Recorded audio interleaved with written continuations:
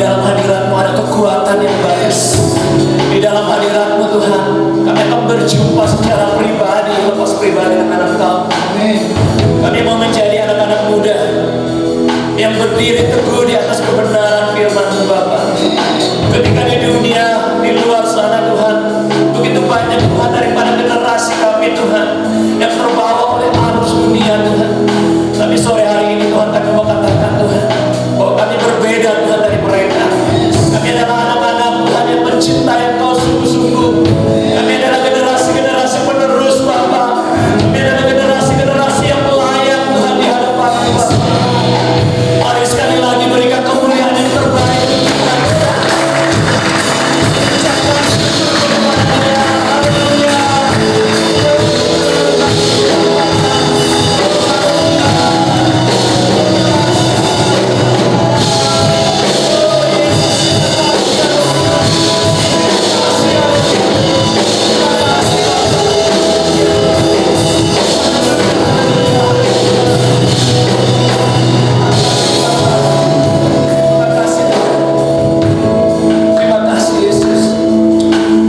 Bersyukur kepada-Mu pada sore hari ini Bapa.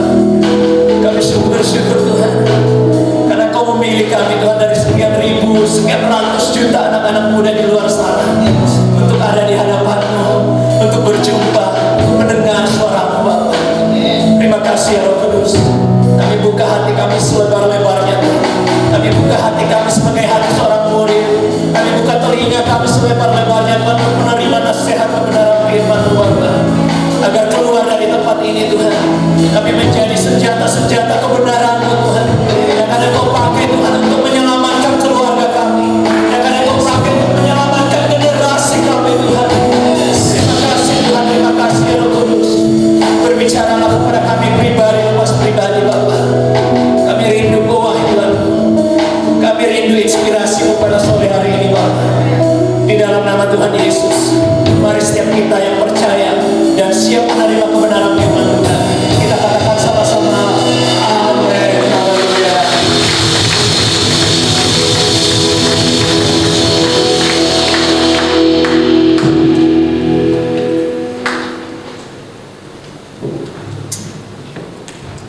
Oke, shalom, silakan duduk teman-teman. Sekali lagi shalom. Seberapa banyak kita yang merasakan hadirat Tuhan pada sore hari ini? Apa ya?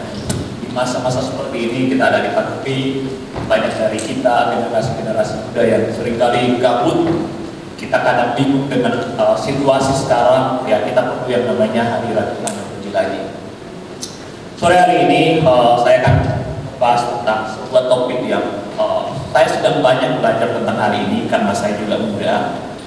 Kita akan belajar bersama-sama dan merenungkan bersama-sama kebenaran firman Tuhan hari ini, berbicara tentang bebas tapi nggak bablas. Katakan sekali lagi bersama-sama dengan saya, bebas tapi nggak bablas. Belum semuanya, 1, 2, 3. Bebas tapi nggak bablas. Ya, nah berbicara tentang pandemi, satu hal yang hilang dari kehidupan kita anak-anak muda selama masa pandemi adalah kita kehilangan kebebasan. Setuju? Setuju nggak kira-kira teman-teman? Kalau selama pandemi itu kita kehilangan banyak yang namanya kebebasan. Kita sebagai anak-anak muda, kita tuh butuh yang namanya kebebasan. Kita suka dengan kebebasan. Kita seringkali menyuarakan yang namanya kebebasan. Makanya kalau teman-teman lihat yang namanya demo segala macam itu lebih banyak dilakukan oleh anak-anak muda karena mereka butuh, mereka perlu yang namanya kebebasan. Nah, kembali lagi berbicara tentang masa pandemi, kita kehilangan banyak kebebasan. Selama masa atau sebelum pandemi kita bebas untuk ke sekolah, kita bebas nongkrong di mana aja, kita bebas liburan kemana aja, kita bebas ke kampus, kita bebas kemana, kita bebas. Tapi selama masa pandemi, selama 1 tahun lebih ini, kita sedang terkungkung di dalam sebuah ketidakbebasan dan itu sangat gak enak bagi kita. Kita gak enak, sebagai anak-anak muda, kita gak enak yang namanya dikekang, kita gak enak yang namanya dibatasi, kita gak enak yang namanya diatur-atur. Nah, berbicara tentang kebebasan, kebebasan itu adalah kebutuhan dasar umat manusia. Makanya banyak bangsa-bangsa, negara-negara di bumi ini, mereka menerapkan tentang kebebasan. Mereka memperjuangkan kemerdekaan bagi bangsa mereka sendiri, karena namanya kebebasan itu butuh, atau kita butuh sebagai manusia. Itu kebutuhan kita, kebutuhan dasar kita sebagai manusia. Nah, sebelumnya saya mau menyampaikan kepada teman-teman, apa itu kebebasan? Kebebasan secara umum adalah mengenai kondisi di mana individu memiliki kemampuan untuk bertindak sesuai dengan keinginannya. Amin. Itu kebebasan. Dan kita sebagai anak-anak muda butuh yang namanya ini. Kita sebagai anak-anak muda perlu yang namanya kebebasan. Kita sebagai anak-anak muda seringkali kita menuntut yang namanya kebebasan. Di dalam pembahasan lain dikatakan bahwa kebebasan adalah kemerdekaan. Tak ada tekanan, tak ada paksaan, ketakutan, atau sebuah kondisi yang memungkinkan kita untuk menjadi diri sendiri dan membuat pilihan tanpa ada intervensi dari pihak manapun. Itu kebebasan. Itu kebebasan yang seringkali kita cari sebagai anak-anak muda. Tetapi hari ini kita mau berbicara banyak tentang yang namanya kebebasan yang bablas. Ini seringkali terjadi dalam kehidupan kita sebagai anak-anak muda. Kebebasan yang bablas adalah kebebasan yang terlewat dari batas atau tujuan yang sudah ditentukan, atau keterlaluan. Itu kebebasan yang bablas. Dan ini seringkali terjadi di dalam kehidupan kita. Kita seringkali sebagai anak-anak muda sepertinya nggak asik hidup kita kalau nggak melewati batas. Kita seringkali nggak suka dengan peraturan, sehingga ketika ada peraturan dibuat, di rumah dibuat peraturan, di sekolah dibuat peraturan, di kampus dibuat peraturan, di gereja dibuat peraturan, seringkali nggak asik bagi kehidupan kita kalau kita nggak lewatin itu, kita nggak lawan itu, kan sepertinya nggak asik. Tapi hari ini kita mau belajar bersama-sama, kira-kira apa dampak, kenapa kita menjadi anak-anak muda yang perlu bebas, tapi kita nggak perlu yang namanya kebablasan. Saya mau buka dari Kejadian 2 ayat 16 sampai 17. Bagi teman-teman yang Bible Holic pasti tahu ayat ini. Di situ dikatakan bahwa lalu Tuhan Allah memberikan perintah ini kepada manusia. Semua pohon dalam taman ini boleh kau makan buahnya dengan bebas. Tetapi pohon pengetahuan tentang yang baik dan yang jahat itu janganlah kau makan buahnya, sebab pada hari engkau memakannya pastilah engkau mati. Berbicara tentang peraturan, dari awal penciptaan Tuhan itu sudah menyiapkan yang namanya peraturan. Berbicara tentang aturan dan sebagainya, sebenarnya Tuhan mau memberikan kebebasan kepada manusia. Pada saat Adam dan Hawa ditaruh di dalam Taman Eden, mereka diberikan semua yang namanya kekuasaan. Mereka diberikan yang namanya perintah. Mereka bebas melakukan apa saja di dalam yang namanya Taman Eden. Mereka diberikan perintah di situ. Mereka diberikan kuasa untuk mengelola dan sebagainya. Tetapi Tuhan bilang, janganlah kau makan buahnya, sebab pada hari engkau memakannya pastilah engkau sembuh. Jadi sebenarnya Tuhan pun juga punya rancangan yang demikian. Jadi bukan cuma orang tua kita yang punya aturan, bukan cuma gereja, bukan cuma sekolah, bukan cuma kampus yang punya aturan, tetapi Allah pun juga sebenarnya sudah menempatkan aturan itu dalam kehidupan kita. Dibuktikan dimulai dari yang namanya Taman Eden. Perhatikan teman-teman, ketika Adam dan Hawa sudah diberikan kebebasan, apa yang terjadi? Mereka melanggar yang namanya perintah Tuhan. Mereka bablas menabrak peraturan yang sudah ditetapkan Tuhan pada waktu itu. Sehingga apa yang terjadi teman-teman, kita tahu bersama-sama bahwa ketika Adam dan Hawa melewati batas, melewati aturan yang sudah ditentukan oleh Allah, mereka jatuh dalam dosa, dan pada saat itu dosa masuk di dalam dunia. Itu bahayanya kalau kita melawan arus. Itu bahayanya kalau kita keluar dari aturan-aturan yang sudah dibuat sebelumnya. Itu bahayanya kalau kita keluar dari yang namanya aturan-aturan, ketentuan-ketentuan yang sudah ditentukan sebelumnya. Jadi teman-teman, saya mau katakan kepada teman-teman bahwa Tuhan memberikan kepada kita kehendak bebas, free will. Itu ditentukan Tuhan, ditempatkan Tuhan di dalam diri kita. Tuhan menghargai kita sebagai manusia. Dia menciptakan kita begitu unik, serupa dan segambar dengan Dia, dan Dia menempatkan yang namanya free will di dalam kehidupan kita. Free will ini adalah kehendak bebas yang bisa kita pakai untuk bebas memilih apa saja, untuk bebas melakukan apa saja. Tetapi Dia juga memberikan firman-Nya sebagai batasan-batasan agar kebebasan kita tidak bablas. Perhatikan teman-teman, Tuhan memberikan kepada kita tuh kehendak bebas. Di dalam diri kita ini ada kehendak bebas. Kita mau ngapain aja terserah. Tuhan pun juga nggak bisa intervensi. Tuhan pun juga nggak bisa mengontrol kita. Tuhan pun juga nggak bisa mengendalikan kalau kita mau A, ya kita bisa mau A. Tuhan pun juga nggak bisa mengendalikan kita. Tetapi Tuhan memberikan firman-Nya. Tujuannya apa? Supaya kita nggak bablas dalam kehidupan kita. Jangan sampai hal-hal seperti yang dilakukan oleh Adam dan Hawa. Mereka masuk dalam yang namanya kehancuran. Dan itu merusak kehidupan mereka, merusak rencana Tuhan dalam kehidupan mereka, sehingga itu mereka terjadi atau juga terjadi di dalam kehidupan kita. Teman-teman perhatikan baik-baik bahwa begitu banyak teman-teman kita yang kehidupannya hancur karena mereka menabrak keluar daripada batas-batas yang sudah ditentukan. Begitu banyak teman-teman kita di luar sana yang kehidupannya hancur, masa depannya hancur, sekolahnya hancur, panggilan hidupnya hancur, pelayanannya hancur, kerohaniannya hancur. Kenapa? Karena mereka hidup yang namanya bebas tapi bablas. Mereka menikmati kebebasan mereka dengan cara yang salah. Mereka menikmati kebebasan mereka keluar dari norma-norma, ambang-ambang yang sebenarnya Tuhan sudah tentukan. Kalau kita lihat dari cerita Adam dan Hawa, sebenarnya keterbatasan atau yang namanya aturan itu Tuhan tempatkan dalam diri kita. Tujuannya apa? Itu tujuannya untuk diri kita sendiri. Tujuannya supaya rencana Tuhan itu tergenapi di dalam kehidupan kita. Kenapa Adam dan Hawa diberikan batasan di situ? Kenapa Adam dan Hawa diberikan batasan-batasan bahwa kamu boleh menguasai seluruh taman Eden ini, tapi satu hal yang tak boleh kamu lakukan, yaitu makan buah tentang pengetahuan yang baik dan yang benar tersebut. Tujuannya apa? Tujuannya supaya rencana Tuhan itu terjadi di dalam kehidupan Adam. Dan itu sebenarnya yang menjadi pola pikir kita pada sore hari ini, bahwa larangan-larangan, batasan-batasan yang mungkin selama ini kita tahu, yang firman Tuhan katakan, itu tujuannya apa? Itu tujuannya untuk melindungi diri kita sendiri, agar kita gak bablas. Supaya apa? Supaya rencana Tuhan dalam kehidupan kita itu bisa berhasil, bisa tergenapi. Yang percaya katakan amin. Hari ini kita saya mau sampaikan kepada teman-teman, apa yang kita mesti ingat ketika kita ada di dalam kebebasan, agar kebebasan kita gak bablas. Pertama kita buka pertama-tama dari Pengkhotbah 11 ayat 9. Bersukarialah hai pemuda dalam kemudaanmu, biarlah hatimu bersuka pada masa mudamu, dan turutilah keinginan hatimu dan pandangan matamu.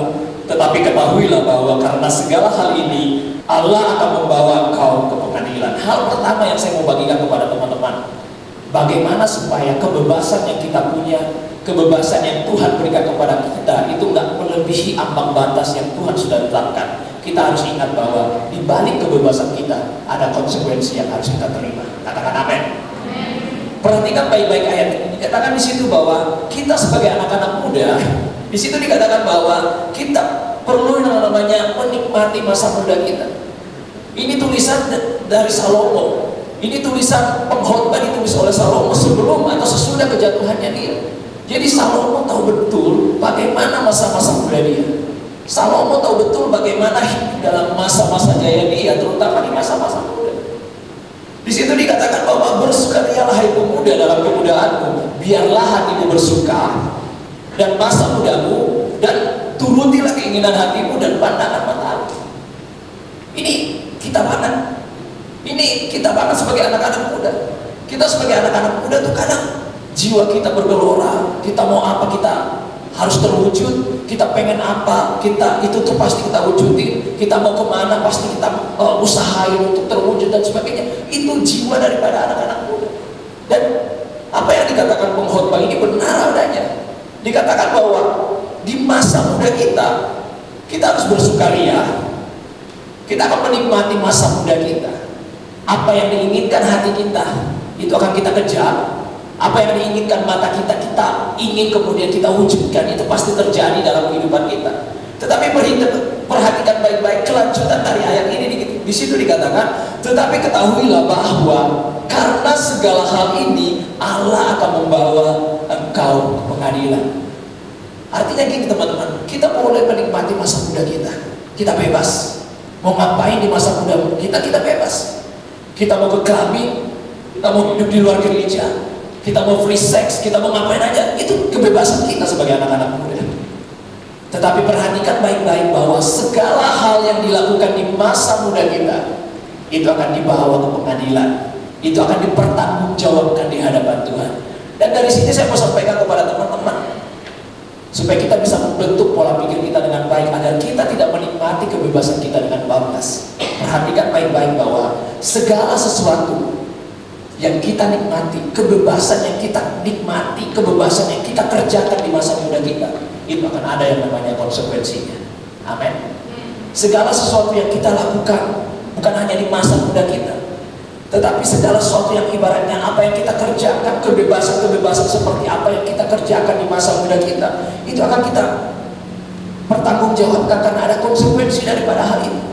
Dan kita tidak pernah atau tidak bisa lari dari yang namanya konsekuensi. Saya mau memberikan kepada teman-teman ada satu contoh di dalam Alkitab. Ini bagus banget untuk kita renungkan bersama-sama. Oke, kita mau belajar dari Daud, bagaimana dia memakai kebebasannya dengan cara yang bablas. Itu di 2 Samuel 11 ayat 1 sampai 27. Perhatikan baik-baik apa yang dilakukan Daud sebagai seorang raja pada waktu itu. Pertama, pada saat pasukannya berperang, Daud malah memilih tinggal di rumah. Dia bebas sebagai raja. Amin. Dia bebas. Pada saat pasukan-pasukannya sedang berperang, sedang melawan lawan-lawannya, Daud pilih untuk ada di rumah. Dia bebas. Kemudian selanjutnya dikatakan bahwa ketika Daud ada di rumah, dia berjalan-jalan di atas soto rumah dan dia melihat ada sebuah perempuan, ada seorang perempuan yang sedang mandi pada waktu itu. Bebas bagi raja pada waktu itu. Selanjutnya dikatakan bahwa ketika Daud menyuruh, ya Daud setelah melihat si Batsheba tadi, dia menyuruh orang untuk mencari tahu tentang Batsheba. Bebas raja. Dia mau melakukan apa saja yang dia lihat pada waktu itu. Selanjutnya dikatakan bahwa ketika Daud menyuruh orang untuk mencari tahu, orang tersebut kasih tahu ke Daud bahwa itu adalah istri Uria, pasukannya sendiri.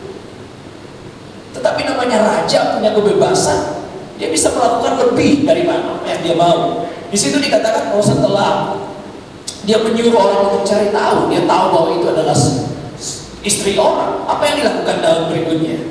Dia menyuruh orang untuk mengambil Batsheba dan menidurinya.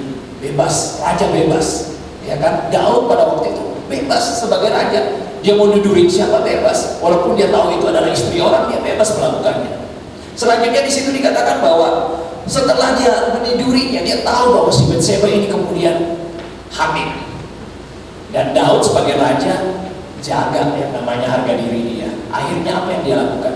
Dia menyusun rencana bagaimana caranya supaya dosanya tersebut tidak ketahuan. Pertama yang dia lakukan adalah dia nyuruh Uria yang sedang berperang pada waktu itu untuk balik ke rumah supaya dia tidur dengan istrinya, dan seakan-akan itu bukan anaknya Daud, itu adalah anaknya Uria sendiri. Tetapi apa yang terjadi? Rencana tersebut gagal. Setelah itu Daud kemudian melakukan hal yang lebih kecil lagi. Dia merencanakan pembunuhan. Dan dikatakan Alkitab bahwa dia berhasil membunuh Uria.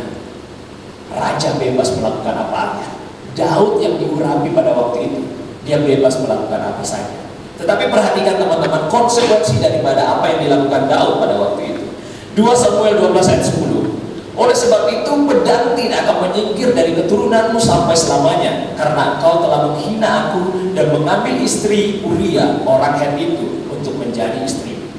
Konsekuensi dari apa atau kebebasan Daud pada waktu itu yang bablas, dikatakan bahwa pedang tidak akan menyingkir dari keturunan Daud. Kemudian di ayat 11 dikatakan, beginilah firman Tuhan bahwasanya malapetaka yang akan kutimpakan ke atasmu yang datang ke kaum keluargamu sendiri. Aku akan mengambil istri-istrimu di depan mata dan memberikannya kepada orang lain. Orang itu akan tidur dengan istri-istrimu di siang hari. Ketika teman-teman baca Alkitab, apa yang terjadi dengan kehidupan Daud? Sangat mengenaskan. Dia dikudeta oleh anaknya sendiri. Kemudian anak daripada hasil perzinahan dengan Batsheba itu adalah meninggal.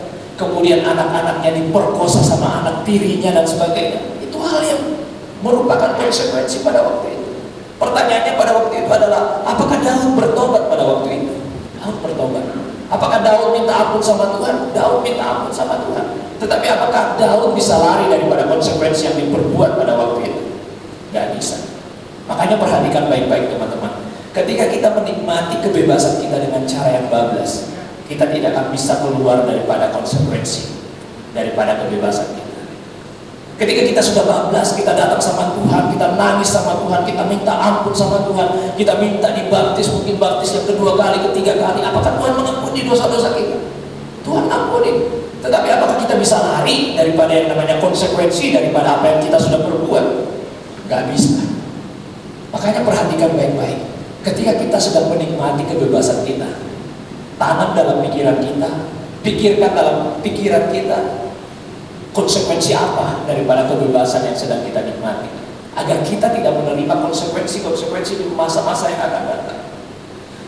Di 1 Yohanes 1 ayat 9 mengatakan ini, jika kita mengaku dosa kita, maka Ia adalah setia dan adil, sehingga Ia akan mengampuni segala dosa kita dan menyucikan kita dari segala kejahatan. Ini ayat favorit kita kalau kita lagi jatuh. Ayo datang sama Tuhan, minta ampun sama Tuhan. Tuhan itu kan setia. Seberat apapun dosa-dosa kita, walaupun dosa kita semerah kain kirmizi, Dia akan memutihkan dosa kita seputih salju dan sebagainya. Itu seringkali kita pakai sebagai tameng dalam kehidupan kita. Tetapi perhatikan ayat ini, dikatakan bahwa jika kita mengaku dosa kita, maka Ia adalah Allah yang setia, dan di belakangnya ada kata adil.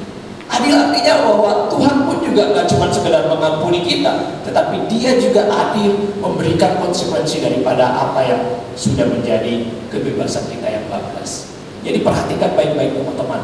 Ini sangat penting bagi kehidupan anak-anak muda. Ini juga menjadi pembatas-pembatas bagi kehidupan saya pribadi, supaya kita tidak menikmati kebebasan itu dengan cara yang bablas. Sekalipun kita tahu bahwa Tuhan itu mengampuni kita, Tuhan itu setia menyucikan apa yang menjadi kesalahan kita, Dia gak melihat masa lalu kita. Tetapi perhatikan baik-baik bahwa kita tidak bisa keluar, lari daripada yang namanya konsekuensi yang terjadi dalam kehidupan kita. Kita tidak bisa minta sama Tuhan supaya Dia menghilangkan konsekuensi tersebut. Tidak bisa. Perhatikan baik-baik bahwa kita bebas melakukan apa saja, tetapi kita tidak bebas untuk memilih konsekuensi dari kebebasan kita. Amin, teman-teman. Teman-teman bebas, mau ngapain aja. Mau cabut sekolah boleh, mau nggak sekolah 3 tahun boleh, mau ngapain di luar sana, mau menikmati dosa sebesar apapun, terserah teman-teman. Kemudian sadar, teman-teman sadar, kemudian balik sama Tuhan, minta ampun sama Tuhan. Tuhan ampuni enggak? Tuhan ampuni. Tetapi apakah kita bisa lari daripada konsekuensi daripada kebebasan kita tersebut? Gak bisa, teman-teman. Kita harus mengalami, kita harus menerima konsekuensi tersebut. Jadi teman-teman, perhatikan baik-baik bahwa jangan sampai kebebasan yang kita lakukan itu membuat kita menerima konsekuensi-konsekuensi yang akan menghancurkan rencana Tuhan dalam kehidupan kita. Amin. Amin. Amin, teman-teman. Ya, jadi teman-teman perhatikan baik-baik. Ya, jangan sampai kebebasan yang kita punya, kebebasan yang Tuhan kasih dalam kehidupan kita, itu kita nikmati, sehingga kita nikmati dengan cara yang bagus. Untuk teman-teman yang mungkin pelayanan di tempat ini, kita belajar atau diajarkan bersama-sama untuk menjaga kekudusan. Kalau misalkan teman-teman bablas di luar sana nggak bisa menjaga kekudusan, kemudian pelayanan hari Minggu, kemudian datang kita ada doa persiapan, kemudian Tuhan, teman-teman minta ampun sama Tuhan, Tuhan ampuni nggak kira-kira? Tuhan ampuni. Tuhan bisa pakai kita dalam pelayanan dan bisa, bahkan bisa lebih luar biasa. Tetapi konsekuensinya ke kerohanian kita nggak bisa. Kerohanian kita akan turun naik, kita akan tertuduh, kerohanian kita dan segala macam akan terjadi dalam kehidupan kita. Bahkan minggu-minggu ini kita sedang banyak belajar, ya, di KKA saya banyak belajar tentang pacaran yang sehat.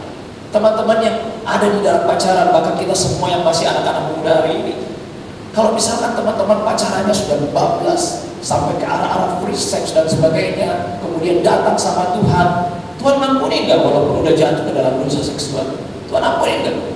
Tuhan ampuni. Tapi apakah kita bisa bebas daripada konsekuensi yang kita terima? Nggak bisa. Apakah kesucian kita, kekudusan kita, apakah yang namanya keperjakaan kita, keperawanan kita bisa balik kalau kita minta ampun sama Tuhan? Nggak bisa, teman-teman. Makanya pikirkan baik-baik konsekuensi dari apa yang akan kita lakukan ketika kita sedang menikmati yang namanya kebablasan. Amin. Perhatikan baik-baik teman-teman. Ini sangat penting dalam kehidupan kita, supaya kita menjadi anak-anak muda, generasi-generasi penerus yang layak dan berkenan di hadapan Tuhan. Amin. Kalau kita terus menikmati kebebasan, kita akan sampai kepada satu titik yang namanya penyesalan. Amin. Ini momen dalam kehidupan kita yang sepertinya di dalam masa penyesalan ini pun juga Tuhan seperti gak ada di sana.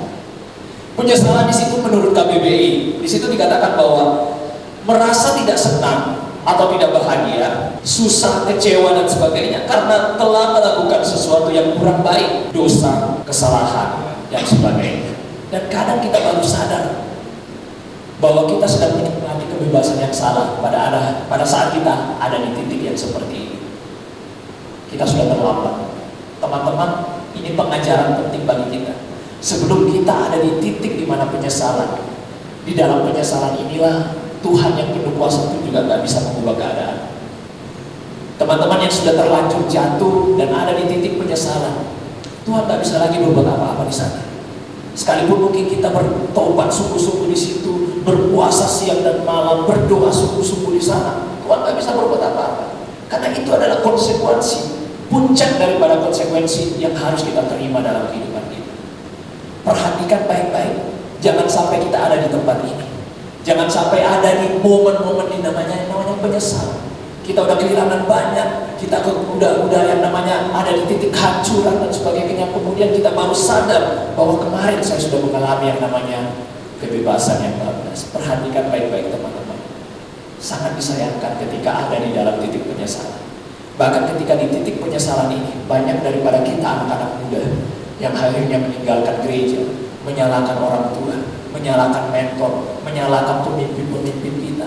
Padahal sebelum-sebelumnya kita udah kasih tahu bahwa kebebasan kamu ini hati-hati, jangan sampai bablas. Teman-teman perhatikan baik-baik. Keputusan kita hari ini menentukan bagaimana kehidupan kita besok, tahun depan, 10 tahun lagi, bahkan seumur hidup kita. Teman-teman perhatikan baik-baik.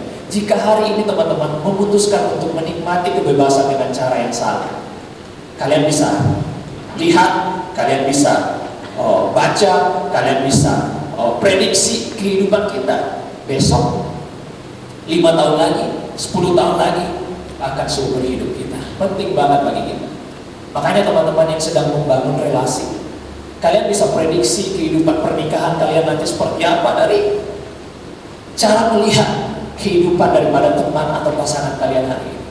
Kalau hari ini aja lu pacaran dengan orang-orang yang kebebasannya udah bablas, bisa dibayangkan nanti lu nikah sama dia seperti apa. Nanti lu nikah sama dia bagaimana kondisi rumah tangga pernikahannya nanti akan membangun. Ini penting banget bagi kita teman-teman. Jadi prediksi atau keputusan kita hari ini itu akan menentukan kehidupan kita besok, tahun depan, bahkan seumur hidup kita.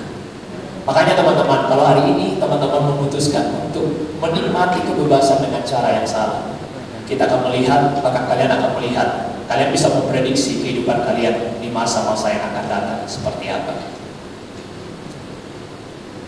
Amin. Oke, yang kedua yang saya mau berikan kepada teman-teman, apa yang akan menjadi dasar kita hingga kita tidak menikmati kebebasan dengan cara yang salah. Kita buka dari Efesus 2 ayat 8-9. Saya akan bacakan buat teman-teman. Sebab karena kasih karunia kamu diselamatkan oleh iman, itu bukan hasil usahamu tetapi pemberian Allah, itu bukan hasil pekerjaanmu. Jangan ada orang yang memegahkan diri. Ini dasar daripada kekristenan. Kekristenan kita boleh berbangga karena keselamatan yang kita peroleh itu bukan dari hasil usaha kita. Amin. Keselamatan yang kita dapatkan hari ini, kenapa kita bisa ibadah hari ini di tempat ini, bukan dari hasil usaha kita. Itu adalah kasih karunia pemberian Tuhan dalam kehidupan kita. Tetapi banyak di antara kita yang akhirnya tidak punya tanggung jawab dengan yang namanya keselamatan kita. Untuk itu yang kedua yang saya mau bagikan kepada teman-teman, supaya kita gak bablas dalam menikmati kebebasan kita, kita harus ingat bahwa kita punya tanggung jawab sebagai orang-orang yang sudah diselamatkan. Amin. Kita ini gak cuma sekedar diselamatkan sama Yesus. Kita gak cuma sekedar mengakui Yesus sebagai Tuhan dan Juru Selamat, KTP kita Kristen. Ada tanggung jawab yang besar yang harus kita punya, yang harus kita lakukan sebagai orang-orang Kristen yang sudah diselamatkan. Di balik keselamatan yang adalah kasih karunia gratis tadi, ada tanggung jawab yang harus kita kerjakan. Roma 6 ayat 1 sampai 2 mengatakan gini, jika demikian apakah yang hendak kita katakan? Bolehkah kita bertekun di dalam dosa supaya semakin bertambah kasih karunia itu? Sekali-sekali tidak. Bukankah kita telah mati bagi dosa? Bagaimana kita masih dapat hidup di dalamnya? Seringkali karena kita merasa bahwa hidup kita ini kasih karunia, keselamatan itu kita peroleh dengan begitu gampang dan sebagainya. Oh, besok Tuhan ampunin kok, gak apa-apa, hari ini saya nikmati masa muda saya, besok saya minta ampun sama Tuhan, Tuhan ampunin. Seringkali kita punya konsep pemikiran yang sama. Tapi hari ini saya mau katakan kepada teman-teman, seperti yang dikatakan Roma 6 ayat 1 sampai 2, di situ dikatakan bahwa bolehkah kita bertekun di dalam dosa? Bolehkah kita terus menikmati kebebasan kita dengan cara yang salah? Bolehkah kita menikmati kebebasan kita dengan cara yang bablas? Supaya semakin bertambah kasih karunia itu. Sekali-sekali tidak. Bukankah kita telah mati bagi dosa? Bagaimana kita masih hidup di dalam? Itu berbicara tentang tanggung jawab. Jadi ketika kita mengakui Yesus sebagai Tuhan dan Juru Selamat, ketika kita memberikan hati kita mendeklarasikan iman kita di dalam baptisan, kita mengangkat tangan kita bahwa saya ini adalah warga kerajaan Allah, saya ini adalah anak Allah. Di balik itu semua ada tanggung jawab yang harus kita kerjakan. Untuk itu jangan kita pakai hidup kita dengan cara yang salah. Kita jangan menikmati kebebasan yang salah, karena kita tahu bahwa kita ini punya tanggung jawab yang harus kita kerjakan. Amin. Kita boleh bebas melakukan apa saja, tetapi ingat kita sebagai orang yang sudah diselamatkan. Teman-teman, mungkin kita kadang sirik dengan orang-orang luar. Kita kadang mungkin iri dengan teman-teman kita yang gak percaya Yesus. Mereka bebas ngapain aja. Tetapi kita sebagai orang Kristen sepertinya dibatasi. Gak boleh ini, gak boleh itu, gak boleh ini, gak boleh itu. Sebenarnya tujuannya ke sini. Kita boleh bebas melakukan apa saja, tetapi ingat, kita punya tanggung jawab sebagai orang-orang yang sudah diselamatkan. Amin. Dan tanggung jawab itu gak gampang, teman-teman.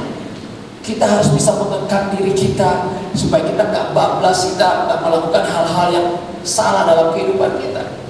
Galatia 5 ayat 13 mengatakan begini, saudara-saudara, memang kamu telah dipanggil untuk merdeka, tetapi jangan kamu mempergunakan kemerdekaan itu sebagai kesempatan untuk hidup dalam dosa, melainkan layanilah seorang akan yang lain oleh kasih. Dalam terjemahan lain dikatakan gini, saudara telah dipanggil untuk menjadi orang yang bebas, tetapi janganlah kita memakai kebebasan itu untuk terus-menerus melakukan apa yang kalian ingin lakukan. Kita dipanggil untuk menjadi orang yang merdeka.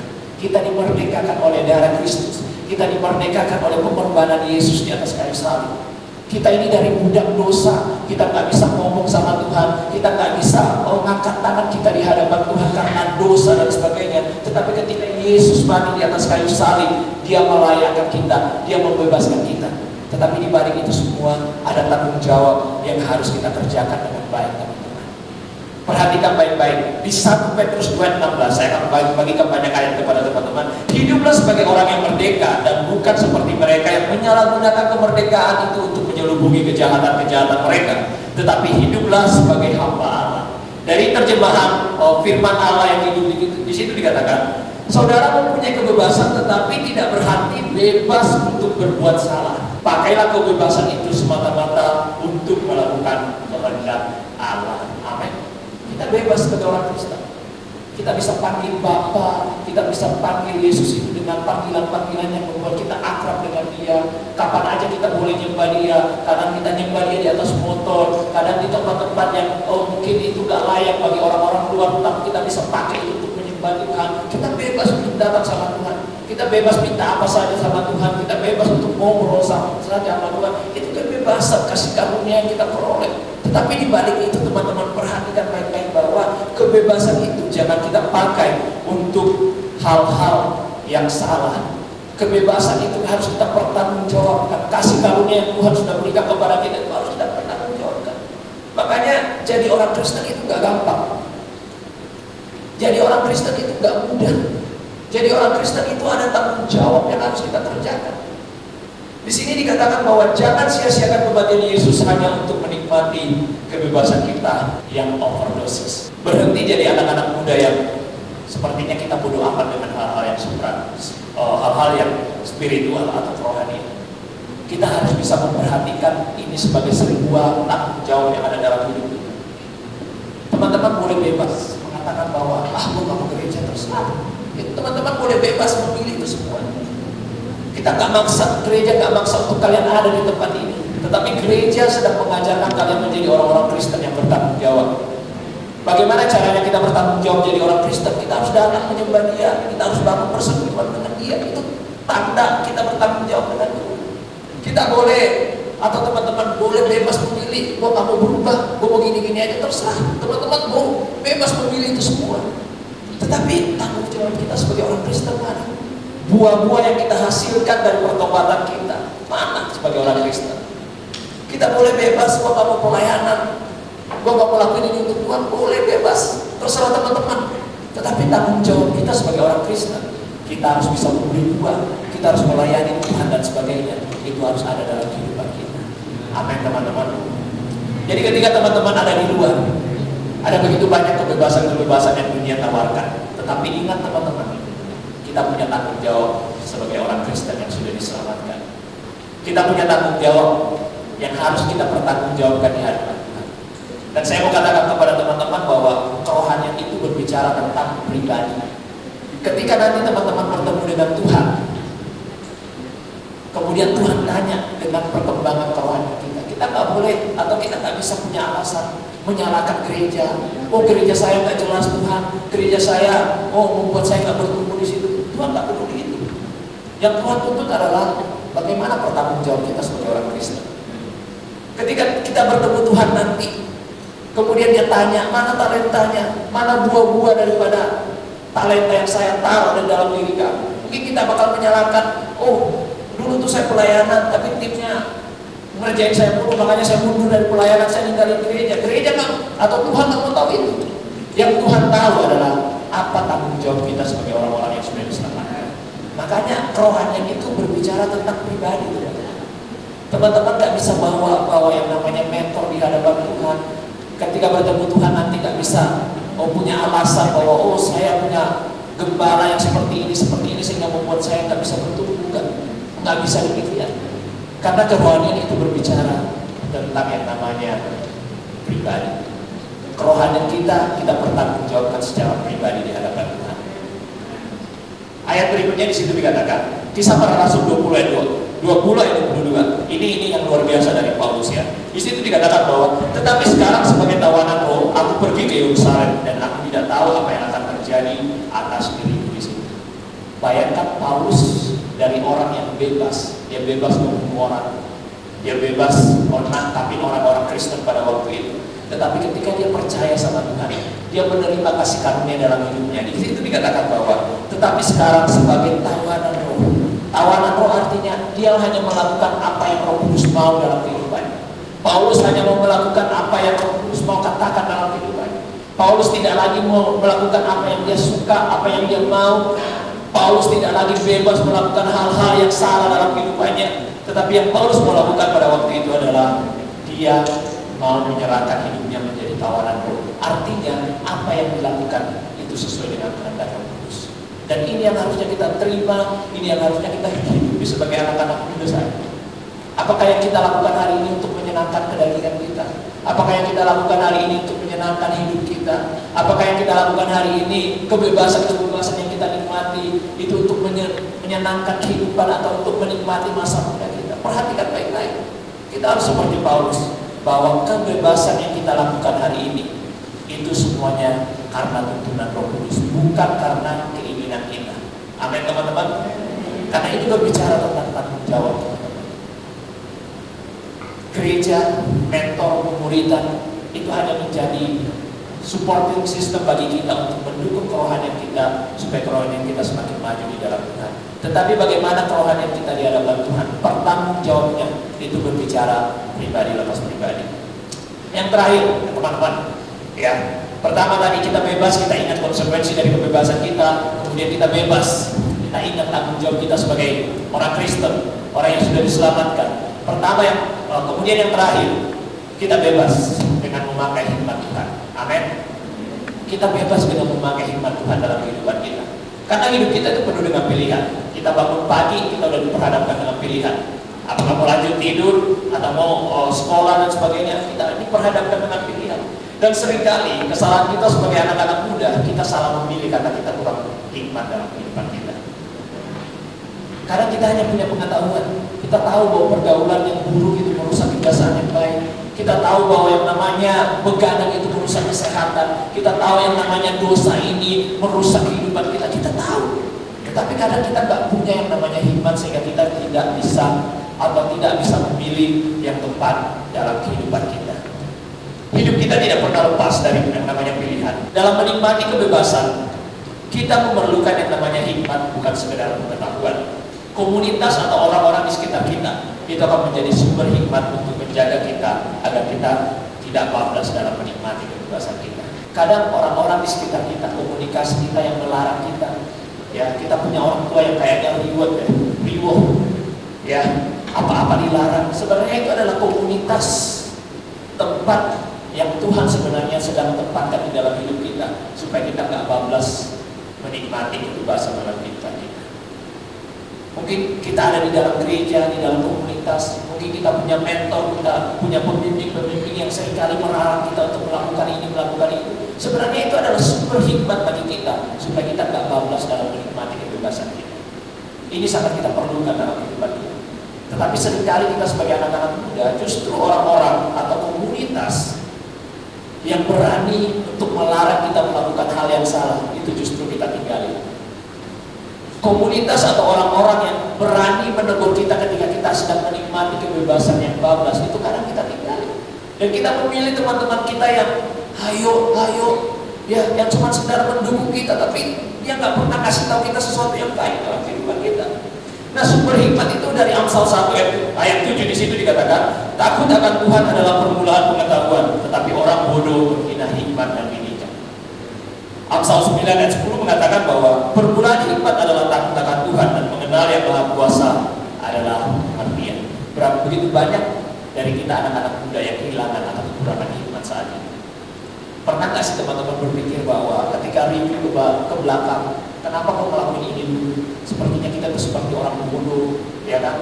Kita ngelakuin hal-hal yang salah, ya. Itu tuh kita perlu hikmat, dan ini yang kita perlukan akhir-akhir ini. Kita perlu hikmat dalam kehidupan kita untuk menentukan apa yang harus kita lakukan, apa yang kita harus nikmati, apa yang harus kita kerjakan. Kita perlu itu, teman-teman. Karena ini yang sedang banyak kehilangan daripada yang namanya anak-anak. Kalau istilah kasarnya, saya mau ngajarin teman-teman untuk kalau sebelum kita menikmati sesuatu, kita berpikir dulu.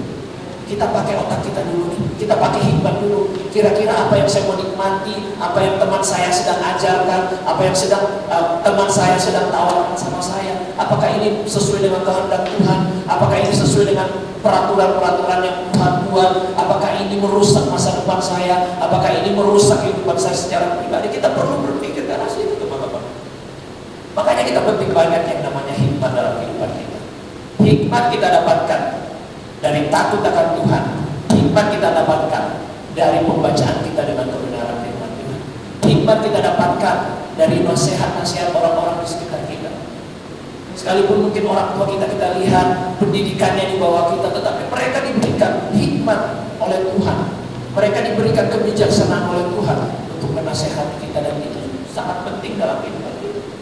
Makanya teman-teman, anak-anak ya, generasi-generasi kita yang gak lagi dengerin orang tuanya, itu bisa dipastikan mereka akan menikmati kebebasan-kebebasan yang bablas di luar sana. Itu sumber hikmat. Kita penting hikmat dalam kehidupan. Teman-teman yang gak pernah ke gereja, teman-teman yang gak pernah atau gak mau dimuridkan dan sebagainya, itu bisa dipastikan bahwa mereka akan menikmati kebebasan-kebebasan yang salah di luar sana. Itu penting banget bagi kita yang namanya hikmat. Dan yang terakhir saya mau bagikan kepada teman-teman, Amsal 4 ayat 18. Saya mau bacakan di situ, dikatakan bahwa tetapi jalan orang benar itu seperti cahaya fajar yang kian bertambah terang sampai terbang ke hari. Tolak ukur daripada kebebasan kita itu semuanya berbicara tentang kebenaran firman Tuhan. Amin. Saya undang pemain musik untuk naik ke atas, kita bersama-sama merenungkan kebenaran firman Tuhan. Sekali lagi saya mau bacakan, ini ayat yang menjadi pegangan saya dalam beberapa bulan terakhir. Di situ dikatakan bahwa tetapi jalan orang benar itu seperti cahaya fajar yang kian bertambah terang sampai terbang tengah hari. Ketika kita menikmati kebebasan kita dengan cara yang benar, sesuai dengan standar firman Tuhan, kehidupan kita akan terus naik, terus naik, terus naik. Perhatikan baik-baik di situ dikatakan bahwa seperti cahaya fajar. Teman-teman kalau lihat matahari itu nggak pernah diperintah, itu nggak pernah diatur-atur, tetapi dia akan naik sendirinya sampai tengah hari. Dia akan semakin terang, dia akan semakin nyata, dia akan semakin jelas. Kehidupan kita sebagai anak-anak muda, ketika kita hidup di dalam kebenaran, hidup kita pun juga demikian. Di antara kita pada sore hari ini, pasti kita pengen hidup kita semakin naik. Amin. Di antara kita pasti pengen rencana Tuhan dalam kehidupan kita itu semakin naik, semakin digenapi. Di antara kita pasti pengen rohani kita semakin semakin naik, karir kita, sekolah kita semakin naik. Pasti gak ada satupun di antara kita yang mau makin turun, makin hancur. Dan hari ini, saya mau katakan kepada teman-teman, ketika kita menikmati kebebasan sesuai dengan standarnya Tuhan, kalian akan melihat, kalian akan membuktikan dengan sendiri bahwa hidup kalian akan semakin naik, dan semakin naik. Tuhan akan bawa kita dari satu visi Tuhan. Tuhan akan bawa kita kepada penggenapan demi penggenapan Tuhan dalam kehidupan kita. Pertanyaannya hari ini, apakah kita mau menikmati kebebasan kita? Apakah kita mau diawasi oleh Roh Kudus? Apakah kita mau kebebasan kita dikurangi? Apakah mau hidup kita dikekang untuk melakukan hal-hal yang tidak benar di hadapan Tuhan? Teman-teman boleh bangkit berdiri dan kita renungkan kebenaran firman Tuhan ini bersama-sama.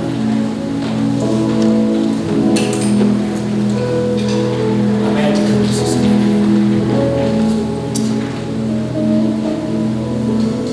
Saya yakin dan sangat percaya bahwa kita ada di tempat ini bukan suatu kebetulan. Tahun ini kita punya visi untuk menjadi generasi-generasi yang layak, yang berkenan sama Tuhan.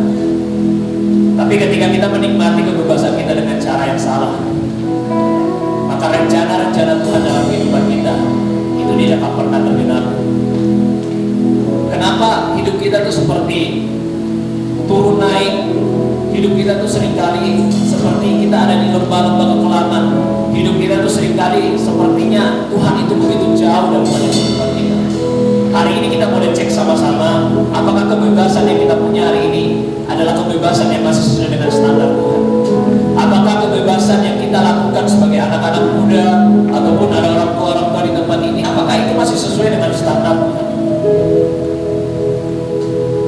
Firman Tuhan dari Amsal 4 ayat 18 itu adalah janji Tuhan bagi kita. Ketika teman-teman memilih untuk menikmati kebebasan dengan cara yang benar, sesuai dengan standar Tuhan, kita tak perlu minta Tuhan untuk membawa kita naik. Kita tak perlu minta Tuhan untuk memberkati hidup kita. Tetapi kita akan melihat bahwa berkat-berkat itu akan dicurahkan Tuhan dengan sendirinya dalam kehidupan kita. Mari kita tundukkan kepala kita. Kita sekedar flashback review kebebasan-kebebasan apa yang saat ini sedang kita nikmati.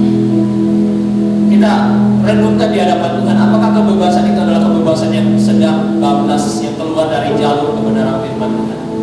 Teman-teman yang saat ini sedang membangun relasi, sedang membangun hubungan dalam pacaran, bisa direview sejenak, apakah kebebasan kita atau cara pacaran kalian sudah mulai bablas. Atau teman-teman yang sedang ada di dalam pergaulan-pergaulan, ada di tongkrongan-tongkrongan, mungkin teman-teman boleh review sejenak, apakah pergaulan yang kalian bangun selama ini masih ada di dalam koridor kebenaran firman Tuhan, atau hal-hal yang lain. Teman-teman yang sedang sekolah, mungkin selama ini teman-teman sedang bablas, tidak lagi bisa mengikuti pelajaran dengan baik, tidak lagi mempersembahkan yang terbaik untuk sekolah kalian. Kita renungkan baik-baik dan kita tundukkan kepala kita. Terima kasih Tuhan, terima kasih Tuhan. Berbicaralah pribadi, lepas pribadi bagi kami Bapak. Kami rindu Tuhan, Engkau hari ini berbicara dalam hati kami. Kami tahu Tuhan ada begitu banyak rencana dalam kehidupan kami. Ada begitu banyak visi Tuhan dalam pribadi kami, lepas pribadi. Tetapi sama seperti Adam dan Hawa ketika mereka keluar daripada aturan yang sudah mereka gagal Tuhan untuk menggenapi janji-Mu Tuhan. Hari ini juga kami mau berkomitmen Tuhan untuk kembali kepada koridor-Mu Bapa. Ampuni Tuhan jika selama ini kami bablas Tuhan dalam menikmati kebebasan kami. Ampuni dari koridor-koridor daripada kebenaran firman Tuhan yang sudah Kau berikan bagi kami. Hari ini Tuhan, kami mau memulai sesuatu yang baru. Kami mau menjadi anak-anak muda yang berbeda Tuhan daripada teman-teman kami di luar sana.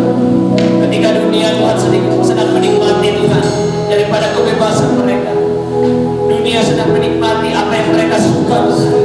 Tapi kami mau berbeda Bapa. Kami mau berbeda Tuhan. Youth GPP KCPN berbeda Bapa. Kami mau menjadi anak-anak muda yang radikal Tuhan. Kami mau menjadi anak-anak muda yang benar-benar mempersembahkan hidup kami untuk Engkau Tuhan. Terima kasih Bapa, terima kasih.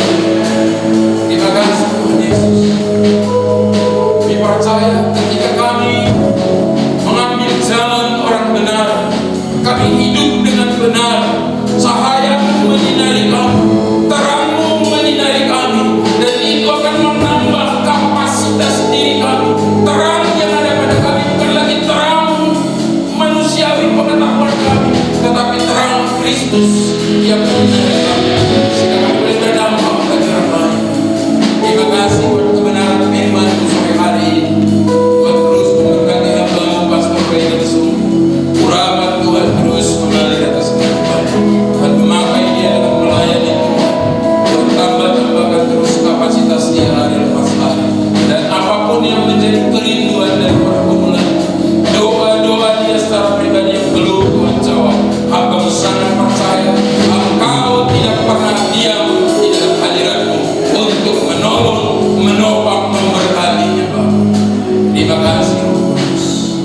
Sungguh kami bersyukur kepada Tuhan sore hari ini. Apapun yang menjadi kerinduan dan pergumulan setiap UCBM, hamba-Mu sangat percaya Engkau adalah Allah Yehova Jireh, Allah yang menyediakan, Allah yang mencukupkan segala yang Engkau adalah Allah Yehova Jireh. Engkau Allah Yehova Rafa yang menyembuhkan segala sakit kami. Engkau Allah yang sanggup memulihkan keadaan kami, memulihkan keterlukaan dan kepedihan kami. Ketika kami datang merendahkan hati, mencari wajah-Mu, Engkau berfirman dalam tinggal tenang dalam hadirat Allah. Ada kekuatan baru bagi setiap kami. Terima kasih Tuhan Yesus, terima kasih Roh Kudus. Berjalanlah bersama kami di dalam satu minggu ke depan. Beri kami tuntunan Roh Kudus, sehingga setiap UCBM baik yang di tempatnya maupun di rumah, kami melakukan apa yang benar di mata Tuhan. Terima kasih agar kami tidak hanya menyenangkan jiwa dan keinginan kami, tetapi kami sungguh-sungguh mulai belajar di tahun 2021. Kami tidak melakukan apa yang kami inginkan, tetapi kami melakukan apa yang Tuhan inginkan dalam hidup kami. Sebagai generasi yang layak dan benar. Terima kasih Roh Kudus. Terima kasih Tuhan. Berkatilah setiap orang tua UCBM. Tuhan memberkati setiap mereka. Tuhan memberkati pekerjaan, usaha, bisnis setiap orang tua UCBM, sehingga sungguh-sungguh kelimpahan yang dari Allah ada pada setiap keluarga lepas keluarga Tuhan. Biar hari-hari ini anak-anak youth menjadi berkat bagi orang tua mereka melalui perkataan